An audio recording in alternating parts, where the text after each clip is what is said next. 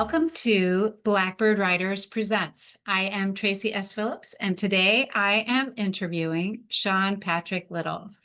Sean is a writer, a speaker, educator, editor, and general literary dude from Sun Prairie, Wisconsin. He holds a BA in broadcast journalism from UW-Whitewater, a BFA in fiction writing from Winona State University, and a master's in education from St. Mary's University of Minnesota. He has been a teacher, a painter, a paint salesman, and a dean of education. He regularly teaches writing and publishing seminars whenever asked.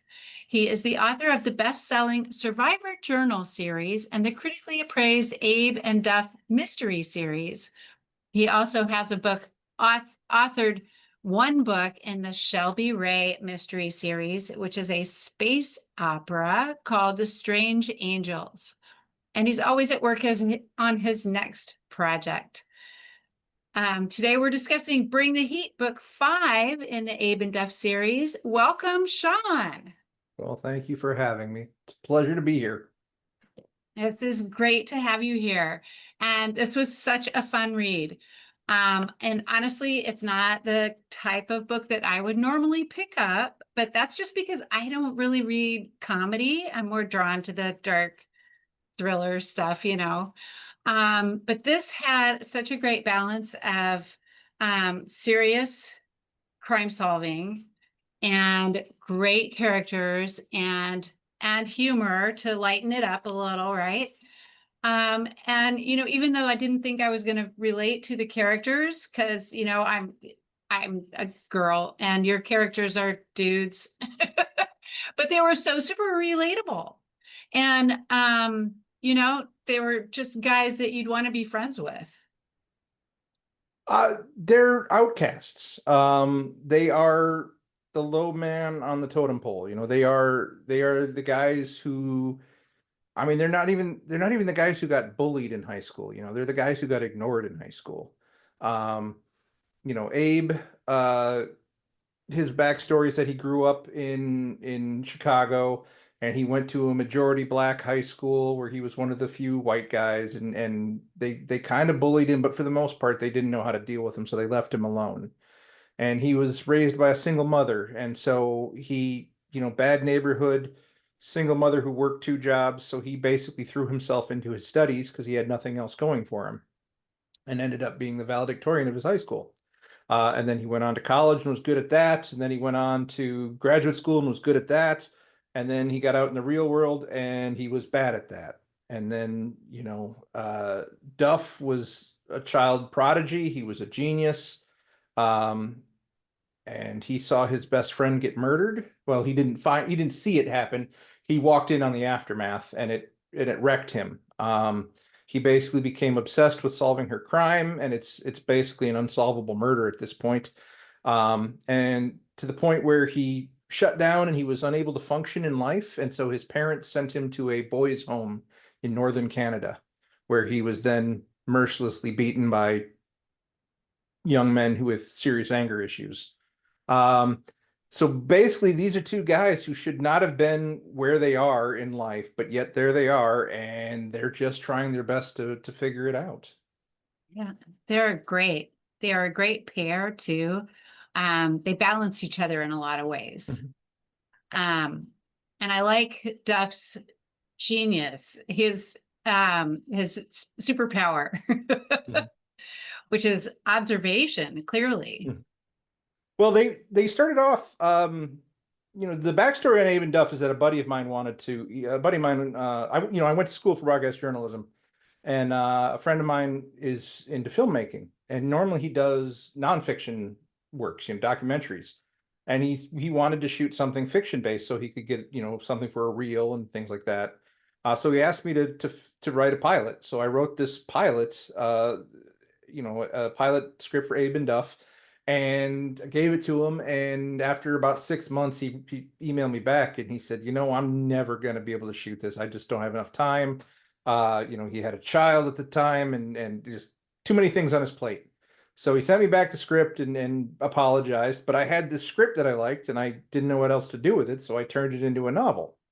Hmm. And then it kind of took off from there. I mean, people really liked it. I actually, a couple months after it was put out, I actually got contacted by a TV producer who wanted to turn it into a series again. So it went back to trying to be a series, which would have been great if it had happened. But um, I signed the contract for that option on March 9th of 2020. And then on March 12th, Hollywood shut down for a year. So it Yeah. kind of got sandbagged that way. But yeah, the whole premise for me, the whole premise behind Abe and Duff is that they're basically Holmes and Watson. If Holmes and Watson were just basically middle class schlubs from Chicago, if they were complete, just lower middle class white guys with nothing going for them, just you know, you know 1,000 of these guys in Chicago. They're all over the place, but one of them, is a genius, and the other has inhuman powers of observation. So, they get along in this weird complementary relationship, this weird little marriage that they have between each other. Um, they complement each other's weaknesses, they complement each other's strengths, but neither one has a lot of strengths and they're both full of weakness. So, kind of works out in the end. But that, not overwhelming, and this story, book five, opens with Duff witnessing a man get shot by a sniper rifle. Um, let's talk about how that plays out in the opening.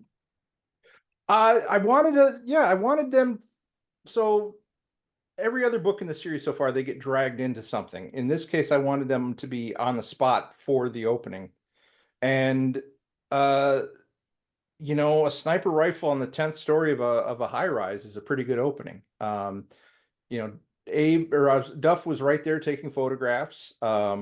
He saw the crime happen. He actually caught it on film, but he had no idea where it originated from. So he had to figure out, he had to get the police involved, obviously, but then he and Abe had been hired by the victim's wife because she suspected the victim of cheating on her. And that's a thing, private detectives do all the time, skulk around and pick up, get the dirty laundry essentially. But then it ends up being a murder case, and they have to figure out why this guy was murdered, who murdered him, and they have to do it because 9 times out of 10 with these murder cases, the spouse is the first person to get fingers pointed at them, and so she knows this and says, "Look, we have the insurance policies. They're going to make me look guilty, and I didn't do it, so I need help." And so they have to kind of go out and figure out how it happened. And I like the idea of cases where it could be anybody. I mean, they know nothing about this guy's background. They know nothing about who did it or who would have had motive to do it. It literally could have been anybody, but at the same time, it would have had to have been somebody with very good skills. And so the initial reaction is that it's a professional hit, that somebody, who is a trained sniper who does these kinds of things for the mob is probably behind it, that somebody was paid to do it. And then they got to go from there. So they get mixed up in Chicago's weird underworld, which I've been setting up for a couple books. Yeah, that was There's great too. Yeah. yeah, there's different. I mean, when you really look at organized crime, especially in major cities, you learn there's a lot of players involved. There's a lot of different groups. Every ethnic group has their own organized crime. Um, there's a lot of moving pieces behind, or I should say, just under the surface of the city that a lot of people don't understand or know about, or possibly don't want to know about. And it's easier Well, not to know about it. But yeah, I've kind of, I always liked things like, that John Wick movie where they have this whole hitman world and it's yeah. below the surface and no one knows about it. I like things like that. I like the secret society aspect of it. So like So the mob is wait, kind of let's dive fun. into that just a little bit. Sorry to Mhm. interrupt. But No let's dive worries. a little bit. How on earth do you go about researching um, underground organizations?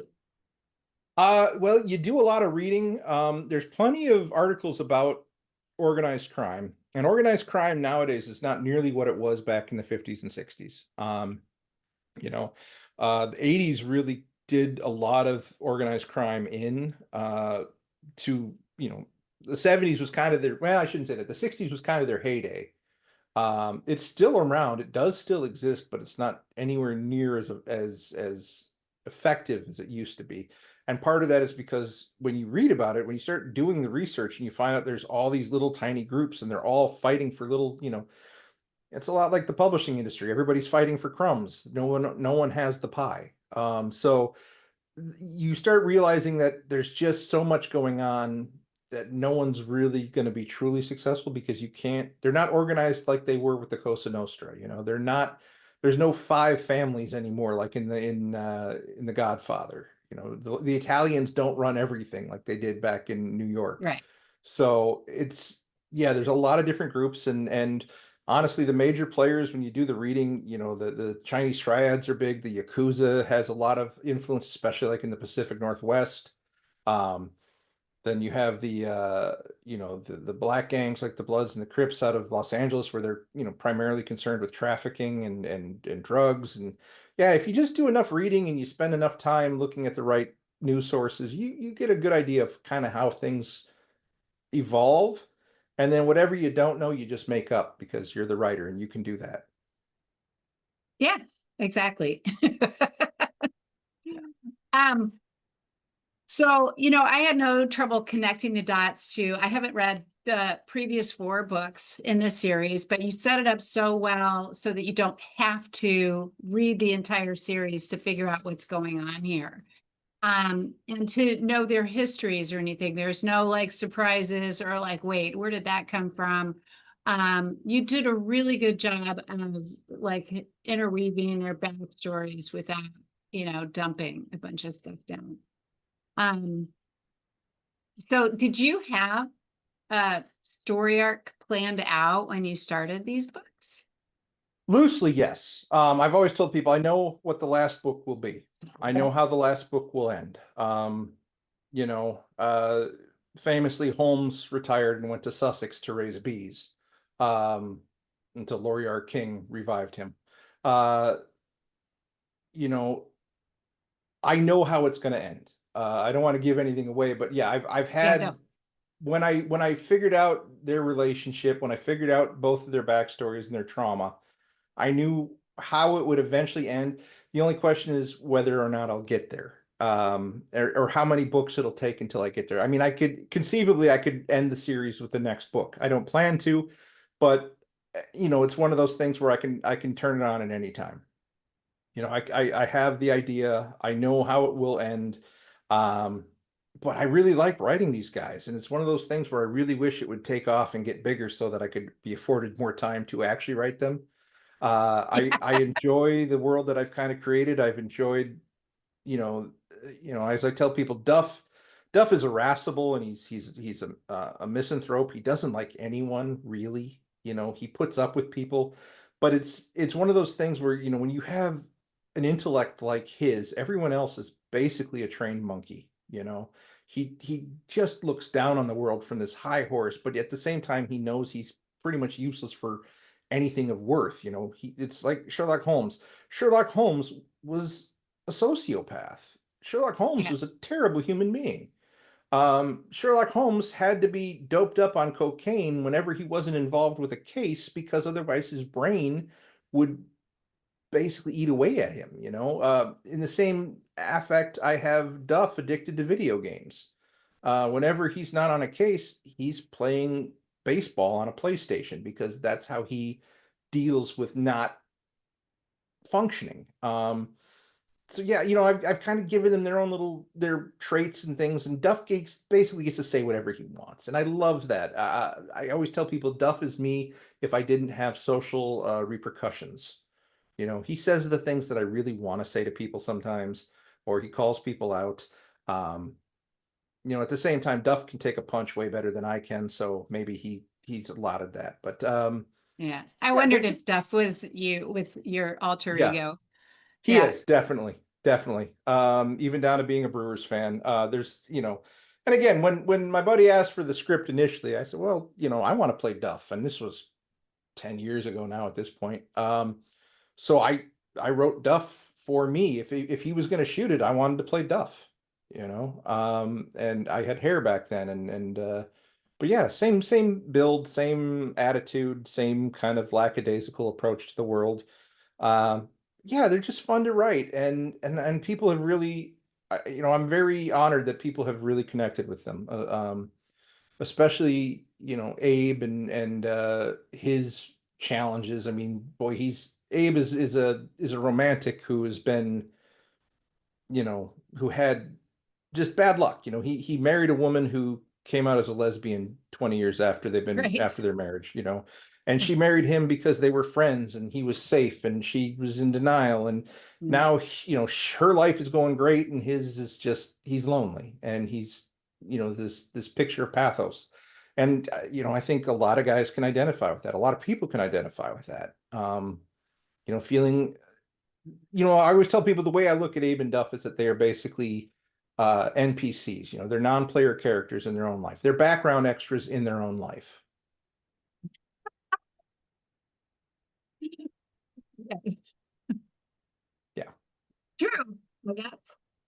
Um, I also loved how you had so many like movie and book references in this, especially in the humorous moments. My favorite scene was when the guys go to buy a gun from the gun Mhm. shop, and Duff is asking for all the weapons that famous characters use. Mhm. Um, that was great. Um, are you a movie buff? Oh yeah. I mean, I don't, I was never, I've never been a woman, so I don't know how female relationships work. But like between me and my male friends, we speak in 90% movie quotes. Oh, Like we don't talk about anything. We just and everything, it's Blues Brothers references, it's Austin Powers references, it's Wayne's World references, Ghostbusters. We really don't talk about anything important ever. And like I said, 90% of everything we say to each other is a movie quote. it works sometimes, right? It's better I than think it just, yeah, it it's just better shows than the our, cliche. yeah, I think it just shows our inability to function like regular humans. Um, that's all we just defer to. You can't have actual emotions with guy friends. You just have to bury it with Movie Austin Powers quotes. quotes. Yeah. There you go. Yeah, yeah. Um, and as your characters don't actually normally use guns, this is like the first book where they actually have a gun and then they don't even bring it to the scene where where they might actually need it. Mhm. Have you ever purchased a weapon, practiced with a weapon for I research, of have course? shot guns in the past. I am not a fan of guns myself. I was raised by, my father was a captain in the Marine Corps. So Marines are very good with guns, and we had guns around the house. And I have an uncle who was a gun fanatic. So he would come out to the farm, and he and my dad would shoot guns. And so yes, I've been around guns. I've shot guns with friends. I've gone to the range several times. I just don't like them. They're not Yeah. as I think, yeah, Brian Posehn said, they're too loud and bullety. Yeah. And as another touchstone for Abe and Duff, one of the reasons that I wrote them the way I did was because at the time, and don't get me wrong, I love these novels, but I'd been reading a lot of Vince Flynn and Lee Child and Brad Thor, and the characters like Scott Harvath and Jack Reacher and uh, uh, Mitch Rapp, Vince Flynn's Mitch Rapp. These guys are the ultimate assassins. These guys, they win every fist fight. They know how to shoot every gun. They go into great detail about the guns they're shooting. They are tough, they're manly. And I said, well, I got to have the opposite of that because I'm not these guys. If it ever hits the fan and I'm called to duty, I'm probably going to die. I'm not going to last. So I wanted an antithesis of that, and the way to make the antithesis of that is to have two guys who are barely functional human beings. They're not, they're good detectives, but they're not good at any part of being detectives. They don't shoot guns well. They barely qualify on the range when they have to re-up their license. Um, they carry guns not because they like guns or need guns or are good with guns, but they carry guns because their heroes carried guns. Yeah. Uh, Abe grew up watching reruns of the Rockford Files, so he carries a Smith and Wesson 38 snub nose like Jim Rockford did. Duff used to carry a Walther PPK, but it died in the last book and bought the farm, and so in this one he needed a new one, and so he goes in and he wants, like you said, he wants a Blast Tech DL-44 like what Han Solo carried. Well, Yeah. that's not going to happen. Then he wants a Model B Liberty Hammer, which was what Malcolm Reynolds carried in Firefly. And then he wants, he ends up settling on a Beretta 92, which surprises the woman at the gun store because it's a sensible choice. A Beretta 92 is a popular gun with law enforcement all over the world, but Duff picked it because Martin Riggs carried it in Lethal Weapon. So, Yeah. that's like these guys, they don't know enough about guns to know what they want. They look at stuff on the screen and that's what turns them on, but they don't want to carry them. They don't want to use them. In other Yeah. books, they've talked about how, they have to go find them. They keep them in a locked cabinet in Duff's closets, which is buried under clothes. These are not men of action. These are not men who set out with guns with bad intent or want to hurt anyone. So they are really Yeah. the antithesis of Lee Child's characters, of Jack Reacher. Yeah. And for that, I really like them. And in this book, Abe has a growing love interest, which Dub Def keeps perpetuating, or he keeps trying to get Abe to go talk to her, do something. Mhm. And Abe's like, bah, I don't know. Um, but so I loved how naturally the friendship is evolving between Joe Dunbar and Abe. And Mhm. it just feels like really like very authentic to me. I actually had to do that this book. So I was working on book 4 when book 3 came out. And at the end, so there's a female potential love interest in book 3. And at the end of book 3, I dangled her in front of Abe the whole book, and then I took her away because in my head, these guys, they don't win. They solve the case and that's their W, but in everything else they lose. They don't win in life ever. And so I took her away. I got angry emails from a lot of people, and it occurred to me that, wow, these people care about Abe more than I do, or they care about Abe as much as I do. Where that they felt offended, that they were looking out for their friend. And I realized, well, geez, I guess I can't just yank that away from Abe every time. So I needed something that I could set up and give him something to look forward to, Yeah. and give the reader something to look forward to. And then I realized, Watson had Mary, so Yeah. it would make sense if he finds somebody at some point. I don't know if Joe Dunbar is definitely the one for him, but it's he needed to get back into it. It's been a year since his divorce. In the terms of the books, he has not moved on one iota. He, in this thing, he has joined an online chat, or what is it? What do they call them? Like Tinder. What is that? Dating app? Yeah. Dating Dating apps or app. Yeah. whatever. I have no idea.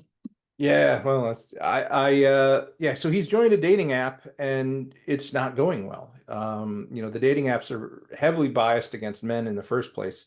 But yeah, and especially when you're a goony looking 40 something year old dude with nothing going for him, you're not a catch and no one is swiping right on you. So it's been going badly for him. And then this young officer, well, not, she's not young. I mean, she's in her 30s. It's not like they have this illicit affair. But she's definitely much younger than he is. She's in shape. He's kind of not. She's successful. He's kind of not. She doesn't have any baggage. He does. Um, but it's something. It's nice, and I've already heard from people who've read the book that they were very happy that Abe had something going for him at the end of this. Yeah, Um, my it my is for initial sure. plan of my initial plan of torturing them for the remainder of their lives has gone a little awry, but I'll take it. Well, sometimes you have to make the readers happy. I think they were right in this case too. I think it makes sense. I think, if you just keep Abe alone, it's too much sadness, and at some point he needs a win. Yeah, absolutely. Um, so you also wrote a space opera. Hmm. What is the story behind that?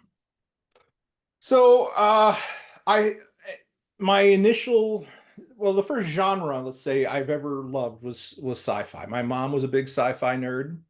I was raised on a steady diet of Star Wars, Star Trek, and Doctor Who. Um, my mom took me to see Star Wars when I was very young. I remember, like one of my first actual concrete memories is uh, seeing Darth Vader on the big screen, and that's kind of in my head. And I was a Star Wars kid, loved Star Wars, loved all things sci-fi, and then a couple of years back. I think I was working on Strange Angels. I started about 8 years ago, I think. But Strange Angels came out of an idea that I really, at the time, Firefly had come on TV and had been this great TV show that got canceled after 12 episodes. Um, it got the movie, and the movie was great, but not great enough to get it anymore. And then it just kind of died as a property at the time. Now they've come out with some novels and some graphic novels. So it's kind of perpetuated a little bit, but not to the level that I wanted it to. And so Yeah.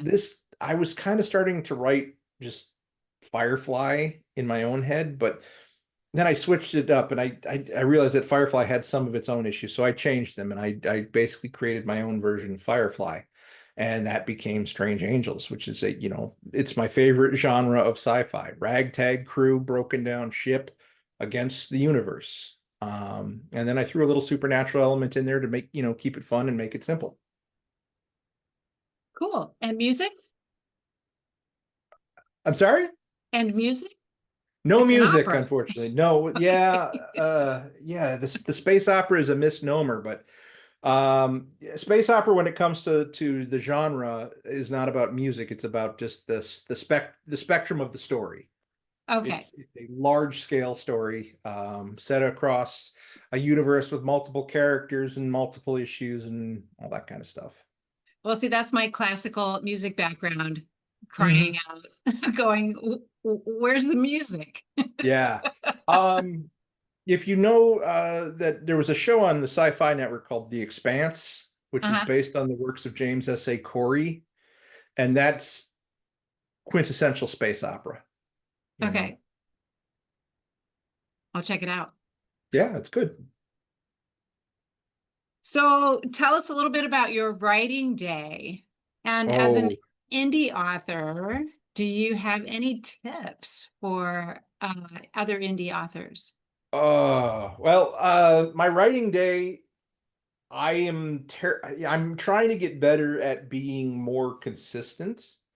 I've had periods where I've been very consistent. For instance, I was out of work for a couple months a few years back, and so I spent that time. I would go to my local Culver's every day, and I would write from 10 a.m. when they opened. I'd be the first guy that threw the door, and I would write from 10 until 2 or 3 in the afternoon, sometimes 4, and just nothing but writing, no internet, and it was great. And I was really focused, and I wrote one novel in 23 days. Wow. Um, yeah, great output, just great creativity. But life, jobs, child, society, I'm a homeowner, so house demands, things get in your way. Yep. I am trying now. My daughter's in college now, so that helps a lot. But I'm trying to get better about being focused and getting the word count out. I try to hit 1,000 words a day. Doesn't always happen. A lot of times it doesn't. Um, I'm also one of those writers where I will have 9 or 10 projects in simultaneous growth. So if That's I, ambitious. yeah, well, it doesn't end. It doesn't end. There's too many stories in my head. And that's I have a story about that too, but that's Guillermo del Toro's suggestion.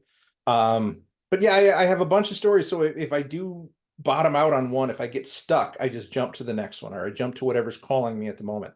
And I figure as long as 1,000 words get written a day, eventually one of them will get finished, and then that'll be, then I can move on to the next steps. But um, yeah, it's just I have too many stories in my head, and I want to write them all. I just don't have enough hours in the day and enough focus to do it all. But it's about sitting down, putting your butt in the seat, and getting it written. I'm sure you probably had this happen to you too, Tracy, where you go to like a book signing or something like that, and somebody comes up and they're excited and they want to tell you about their book. Oh, And yeah, it's the book that they haven't written yet. But they have this great idea and they're certain it's going to be a hit. It's the next Star Wars, Star Trek, whatever, but they haven't gotten it written. But they want to tell you about it. And I yeah, think that's one of the worst things you can do. If you're telling somebody about it, you're not writing it yourself. You yeah, need to sit down and write it. Ideas are ephemeral and they're worthless until they're on a page. yeah, So that's my best advice for any kind of writers is talking about it is pointless. Doing it is all that matters.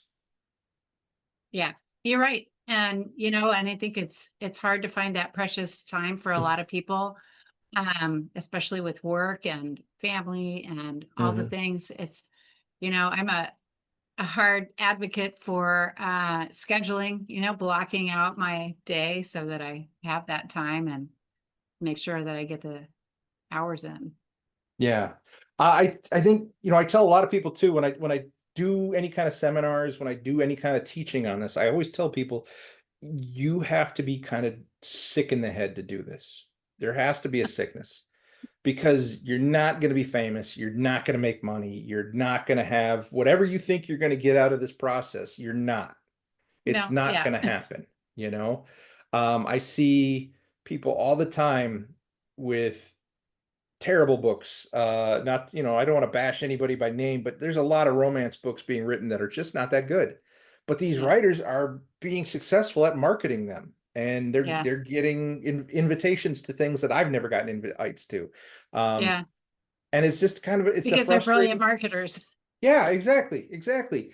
Uh, so yeah, you just have to understand that you're not going to get what you think you want out of this. And so if it ever becomes about anything other than telling stories, you're going to be upset. You're not going to enjoy it. And I think even in my own head, that's when I stop writing, when I start torturing myself like that, that's when it all kind of goes downhill. When I stop thinking about the creation process and I start thinking about all the ephemeral that goes around it that I'm not doing well or I'm not being successful at, then that's when it really becomes a mental burden. Yeah, And so I always tell people you have to be sick in the head. You have to want to do this despite the fact that you're probably going to fail. yeah. You're not going to get Or you're not going to make $1 million, or no. maybe you're not even going to be able to pay rent with it. No, and I even tell people, look, most of your family's not going to read your book. Your Yeah, friends are not going to read your book. they might You say know, they will. Yeah, they might say they will. They might buy a copy. They might have a copy. They're not going to read it. And even Yeah. if they do read it, most of them probably aren't going to like it because, you know, like my mother doesn't read my books. My mother reads Harlequin romance novels from the 80s. She has a very specific niche. She likes cozy mysteries. She keeps telling me, "Oh, you should write a cozy mystery with a recipe in it," Oh, and by the way, Um, I loved the cozy cat references throughout this book. The because there are so many cozy books with detective cats mhm. that crack Well, me I up. was I was trying to get meta with it, so I figured if they had a detective cat, then maybe people would read them. Oh, But yeah, it's one of those things, like my mother doesn't read my books. I don't write in her genre. She doesn't, she's proud of me, I guess, but she doesn't read them. My dad doesn't read sci-fi. He hasn't read Strange Angels. He loves Abe and Duff, but he hasn't read any, most of my other books. right. Um, it's, and again, it's just not his genre. And my sister doesn't really read. My wife doesn't read, so they haven't read my books. My daughter is my daughter, so of course she hasn't read my books. Oh no. Um, yeah. So, like I said, I tell people your families aren't going to read these. Your friends probably aren't going to read them, maybe one or two. Well, so you just have to understand you are trying to make connections with perfect strangers. And you hope you find some people that actually get what you're doing because it's not going to be for everyone. Every Right. author out there has 1-star reviews. Cormac McCarthy, Stephen King, you name it. Michael Connolly has 1-star reviews, and Michael Connolly is probably arguably the best crime writer out there right now. And there are people Right. who Well, hate what he does. So like you but can't make everybody happy. haters are gonna hate. Yeah, exactly. Uh, and there's so many books out there right now, millions of books being published every year. We're just shouting into a void. So there has to be something wrong with you to want to do this, I think. And I've definitely, I've told people this has been plan A for me since second grade, you know. Yeah. It's been Well, the only I thing don't that I think thought. there's anything wrong with writing good books. Yeah, well, like I said, but it has become much, much harder. There's a It's just lot of harder to be books, seen, you know? harder to be seen. Um, standards, well, standards have both been raised and lowered simultaneously. So, like, if you're trying to get into a certain genre, the standards are extremely high, except unless you have like this huge internet following. If you can get 1 million followers on Instagram, they're going to publish whatever you put out because that's probably a guaranteed 100,000 copies, Yeah. you know?